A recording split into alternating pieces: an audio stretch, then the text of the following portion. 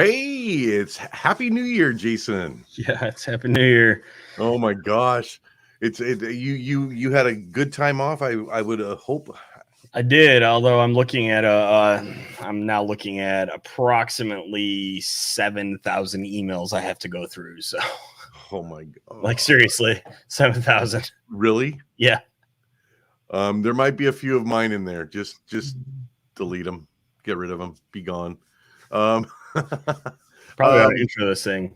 Well, hey, we're live at Business Technicalities. I'm Brett with CNWR, and we've got Jason Slagle, CWR. A little rusty. I haven't done this in a couple weeks. We were supposed to have one posted last week and the day after Christmas.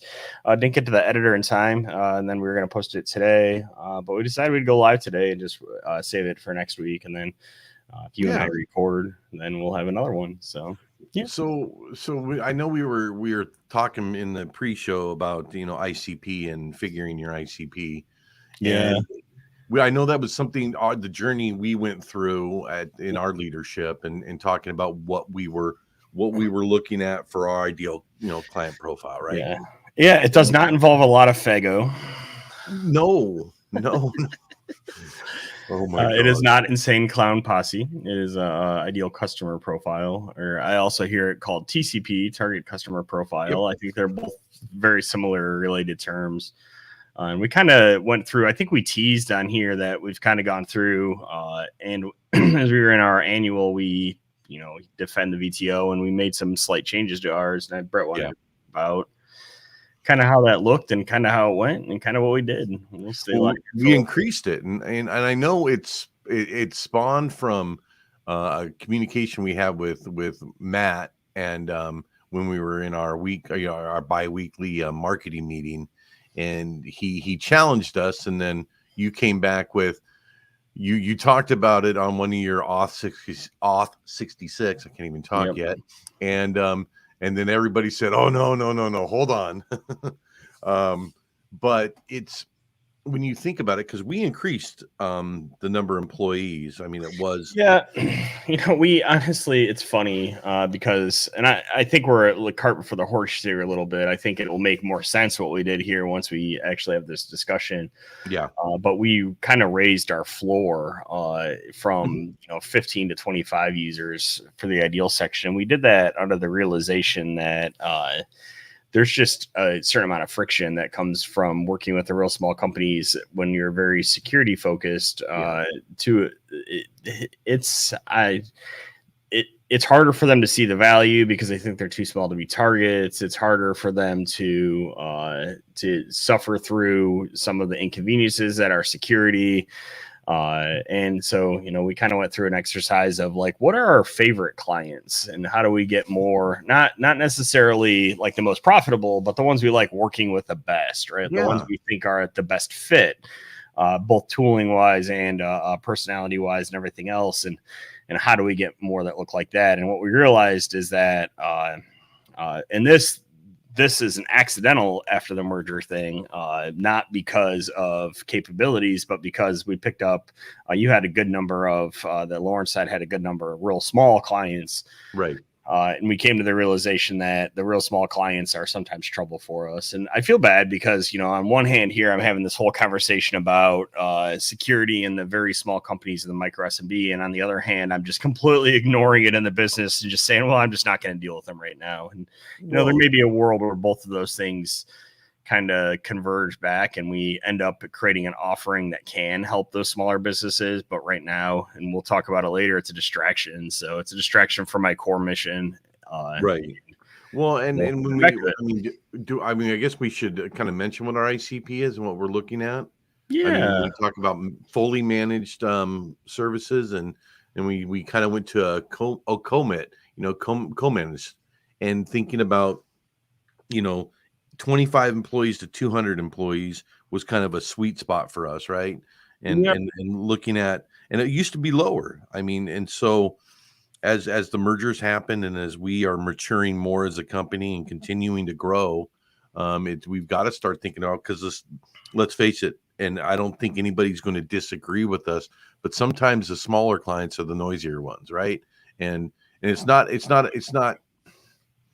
it's just reality, right? And the smaller clients need sometimes a little more help, but yet we have our larger clients that just seem to chug along. We do work for them. We're managing their systems and keeping things updated, and things just zoom along. And the smaller ones are the ones that maybe use our time more. So Yeah. I think that's where you were alluding to, right? Yeah, it's more than that, right? Like, so ironically enough, it's not services time that I'm necessarily trying to protect there. What the realization I've come to is that it's the really small clients that they're the ones that are challenging billing all the time. They're the ones that are right, like they're operating on a shoestring, and a lot of them they simply can't afford our fully inclusive package, right? Our flagship package. So a lot of the ones that have come across are on more of a co-man, or you guys call it like managed light, where it's basically it includes most of the fully managed stack, although not all of it, which is a whole different problem that we're working through. But all labor is billed, right? So like you have some provision for really short help desk things that are included, but most of the labor is billed. And what we found is, now that we're billing accurately, which is a whole different discussion, but I think we talked about that a little bit. Yeah, now that we've switched to manage, and the guys start a ticket and they stop a ticket, and manage runs a clock and it bills, or Nilier runs a clock and it bills based on actual time. There's been some amount of friction from customers that are probably getting billed more than they were, just because when Tom had the techs doing their own invoicing, and the techs would feel bad that it took them a little longer than they thought maybe it should have to do a thing, and so they would just not bill for that time, and they don't have that luxury anymore. And so what we found is that on the really small side, it was chewing up a lot of back-end administrative time in finance, my time, Matt's time to review things and defend them, and it's just less of a good fit, I think.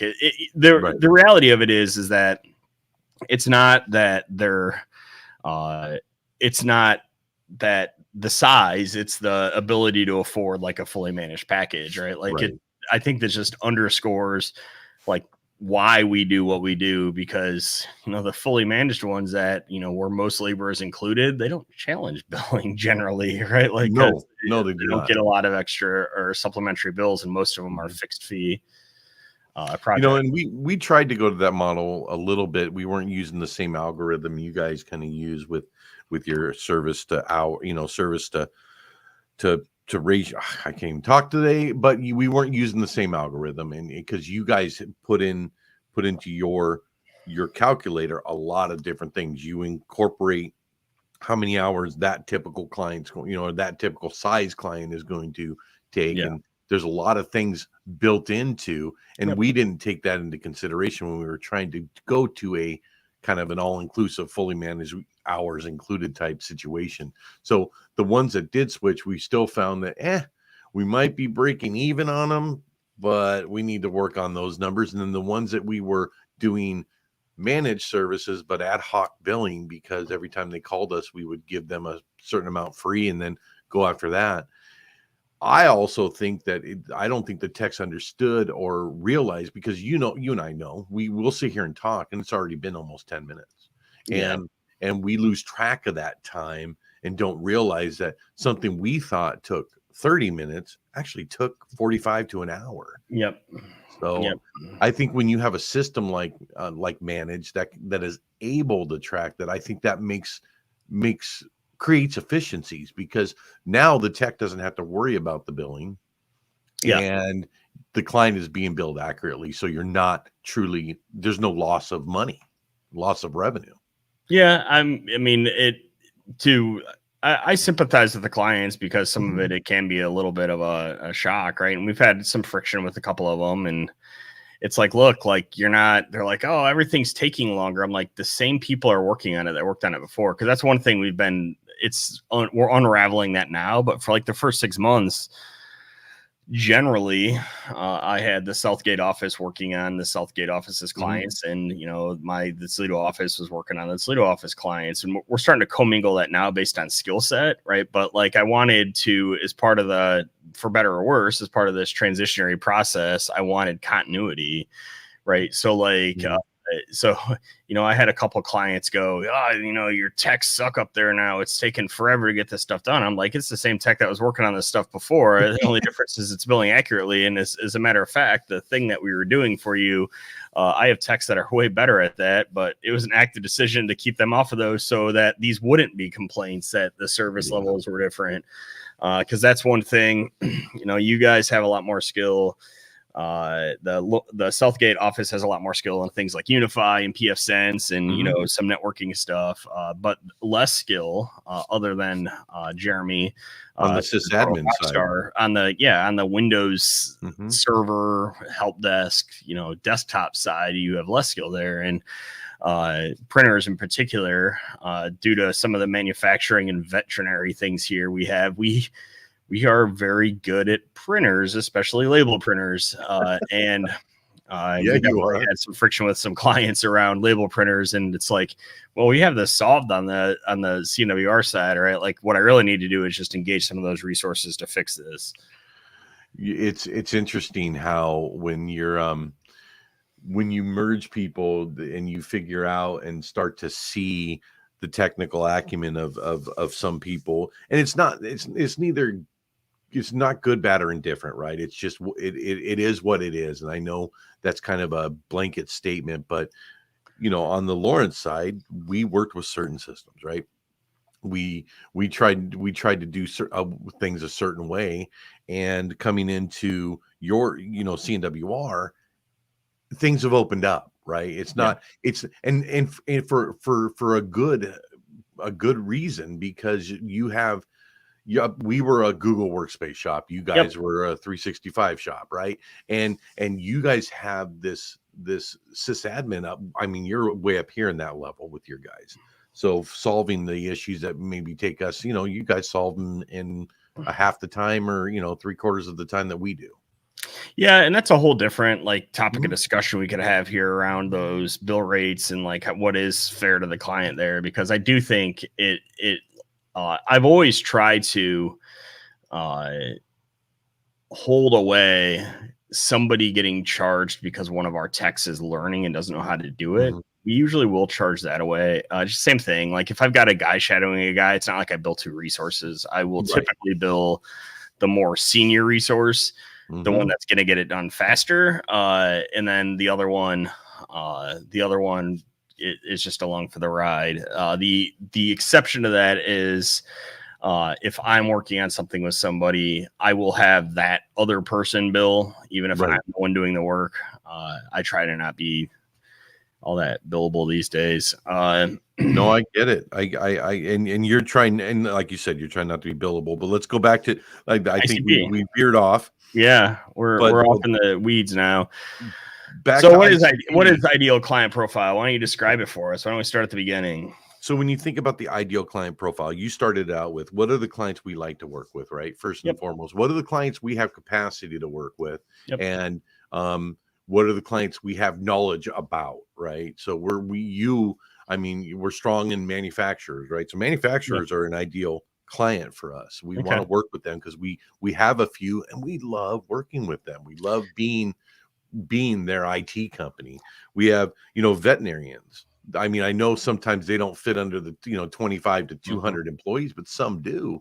And we understand their ERP, and we understand their line of business systems. We look at logistics. Lawrence side, we had a number of logistics companies, and we do good with them as well. So figuring your ideal client is really about who do you want to work with? What can you handle? So if you look at, can you handle up to 200 employees? Do you have enough for that? We do.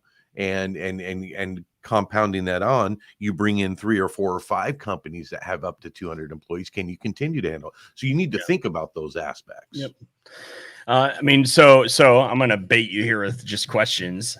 No. I'm supposed to ask you questions. No, I'm doing it. Does that mean you won't service clients that are not in your ICP? No. If we have, it's just, we're going to focus on marketing to and speaking to our ideal client. If somebody comes to us that's 20 employees or 15, and they want to go with our pay scale and what we charge for managed services, we're going to take them. Absolutely.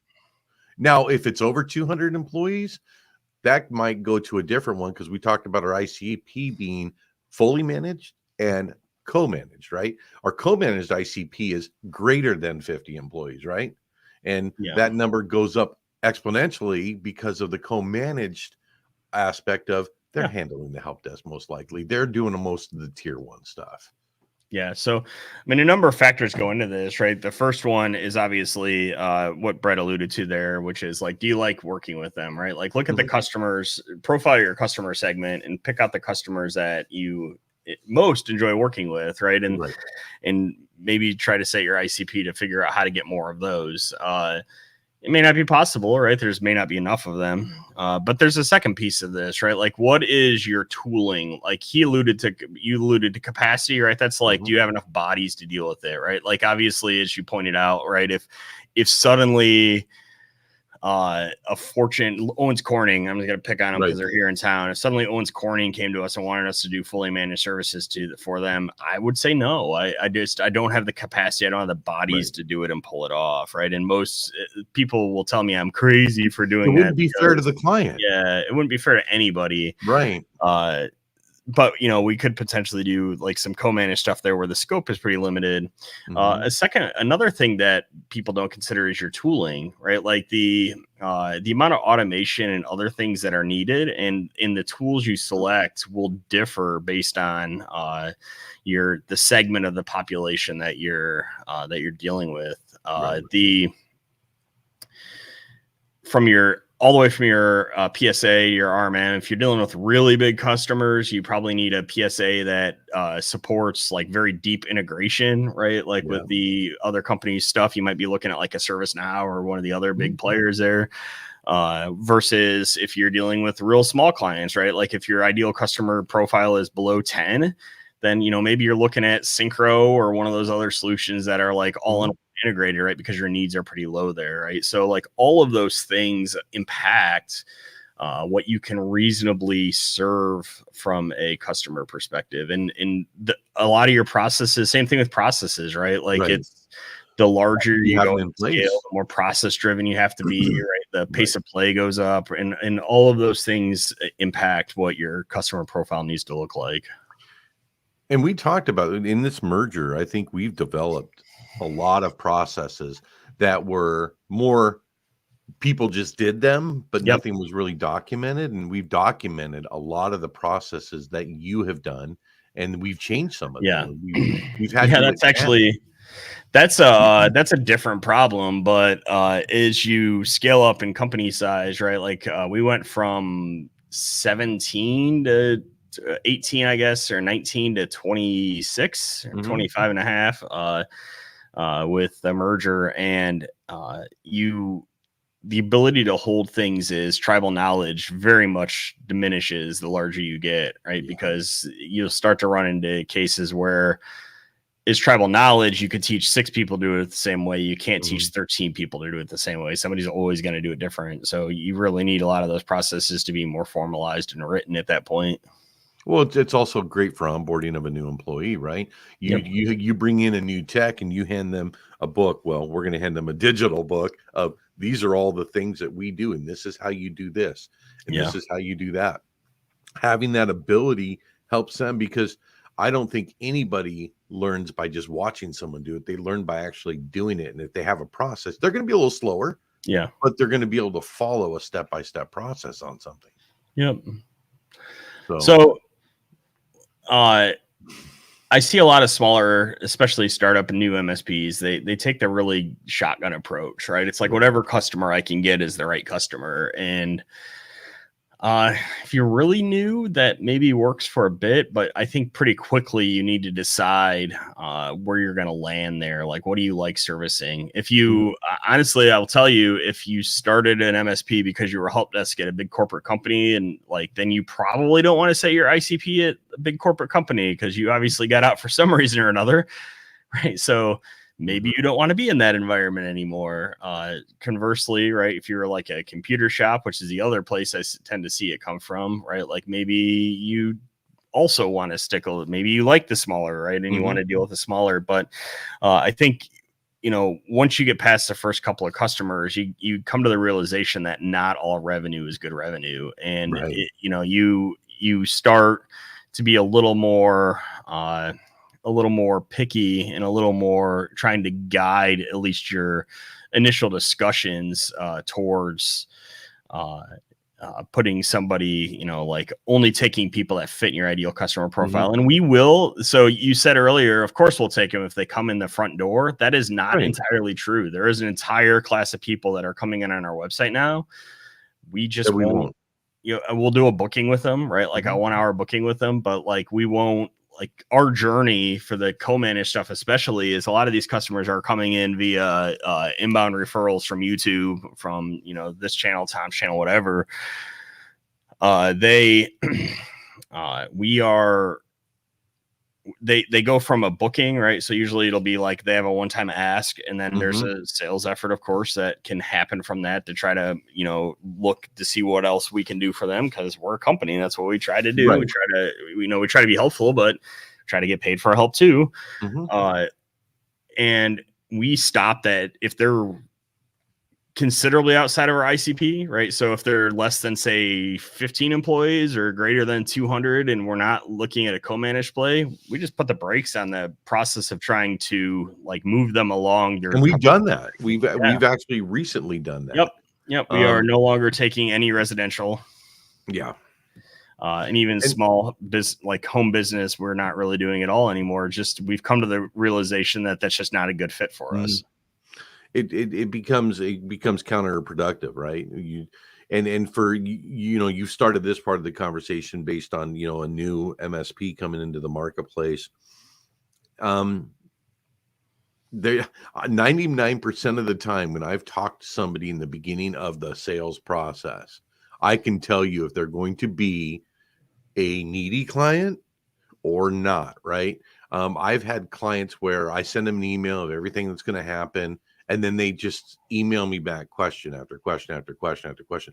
You need to start realizing, if you're a new MSP, which clients are going to take most of your time and which clients are going to be easier to work with. I'm not saying they're a bad client, but some are a pain in the butt. I mean, let's just but that's okay, right? Like, man, I think you're setting the wrong precedent there. Like, needy clients are fine, right? Like, as long as you can understand the value there, and as long as we, price it appropriately, by all means. Like, there's nothing wrong with that. Like, it just needs to be, that needs to be factored in. And our little calculator we tend to run through pricing actually has a knob for that. There's oh my gosh, there's a complexity knob and there's a neediness knob that impact the pricing up and down a little bit, just because in the end all of this comes down to the cost of the tooling that we use and the cost of the labor. And obviously if they're a little needier, they're going to require a little more labor, and that's totally okay. Like, we are here to help and we are here to serve. And if a client's a little needier, that alone is not a disqualifying reason. Yeah. Well, I guess I didn't mean needy. I guess, I'll step back because I used the word I meant in the end, pain in the butt, right? Yeah. Because there are the clients that just will never understand. Even if you give them the information, will never. Yeah. I mean, we have clients. So we do have clients that it's like every bill that goes out, they're challenging and they're nickel and diming, right? And it's like, I'm not like, again, a lot of this stuff is just automatically generated, and it is reviewed by human. It's usually reviewed by two humans by the time it goes out. At some point or another, if you are continuously questioning billing and basically chewing up a bunch of back office time, then at some point or another, I will probably terminate our relationship. Yeah. And these mostly end up being customers that are either time and materials based, like they've come in via block hours, or, they're, non-fully managed clients that are legacy clients that we just haven't moved up or down yet. They haven't gone anywhere in the process. They're right. And we have a lot of them right now because of the merger, and you guys had a lot, out of your 60-ish recurring revenue customers, I would say 50 of them were fitting into that model where labor wasn't included. Right. Oh yeah. Yeah, I would say absolutely. So it was more of an ad hoc when they would call in. But I want to ask you a question because I was looking at the business plans from like 2020 and 22, and I was looking at the sales plan and rewriting a sales plan. Your ICP, how did you come up with that originally? When you think about that, what was your thought process? Yeah, no, I can tell you exactly how, because it was 2019 when you did this. It wasn't that long ago. Right.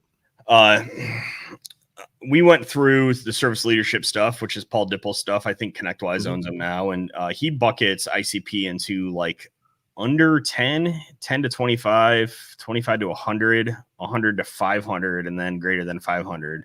Right. We went through and we looked at our existing client base and we said, okay, I think we can all agree.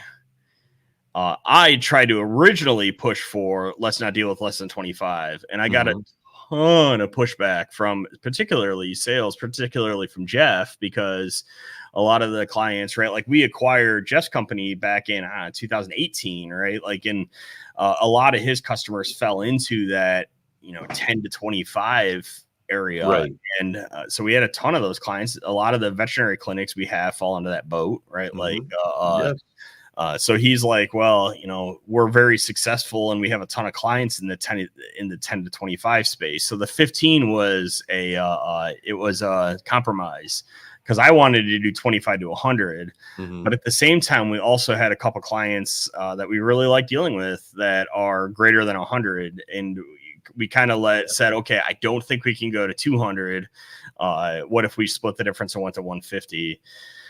I think that as we've, iterated on that for a couple more years and kind of honed in on it a little more, we've kind of landed on that, 25 to 200 kind of being the sweet spot there where like we had a lot of clients in that 10 to 25 space.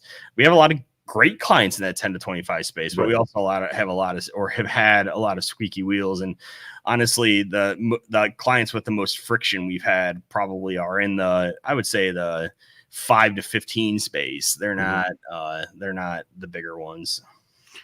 Well, and you think about this, and we're not saying that if you develop an ICP, then you get rid of all your clients that don't fit into that. We're talking about how you're going to target those clients, right? So how are you going to market to them? What are your emails going to sound like to them? What's your social media going to sound like to attract that clientele? Yeah. And that's what we're really getting at, because I think we talked about earlier, we're going to take a client that's not in our ICP if it makes sense. Yeah. So, but we're not going to market to that person. That person's going to drop in our lap. It's like an 80-20 rule, right? Like in a perfect world, about 20% of our clients should come from outside of our ICP. It's just going to happen. Like we've got a couple. I've got a 3-person accounting firm. They love us. They're paying essentially our minimum.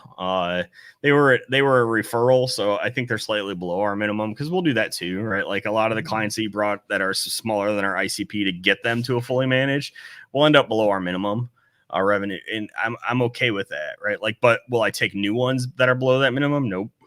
No, anybody new comes in, they're at our minimum, and I've beat that into the heads of the sales team as well. But you make a great point, because we do, coming from the Lawrence side, there's a number of them that aren't in the ICP, but we want to keep them because they're not a bad client. Yeah. No. And they may fall below our minimum, but it's also got to be priced correctly, right? Yes. We still can't lose money, even if we're going below our minimum. We can't lose money. Yes. That's important. I am very adamant at that, right? Like I am a business. And this is the thing that scares me and keeps me up most at night, right? Like I am not responsible for 26 people eating, and I do not take that responsibility lightly. Yeah. So I need to make sure that the business is healthy and that we continue to, grow or do what we need to do to be successful. And Well, I will tell you, you've done what you have now, and from what I've seen prior to the merger and post merger, you've done a pretty bang up job, dude. I'm just gonna you've gone you've done a lot of great things. So I mean, I've grown a lot from the past 4 or 5 years, so it's I'll continue to try to get better and be better tomorrow than I was today, and that's all I can do. Yeah, I think it's a matter of who you surround yourself with, right? But that's the thing. I'm going to full circle. What customers, what clients do you want to surround your business with, right? Yep. And that's your ICP, your ideal customer profile. I call it client because I like client better than customer sometimes, because the client seems to be a little more personal. It doesn't matter. But for each individual business, your ICP is going to be different. It's just, who do you want to target? Who do you like working with? What companies are you familiar with? I mean, are you familiar with a certain company? Do you know people in that kind of an industry that you could get into it too? That's the other thing, is, can you get into your ICP? Can you market to them? Do you have trails into their businesses? Yep. So we got 31 minutes. We're at 31 minutes. Yeah. So what are your final thoughts? Go through an exercise. Service Leadership has one.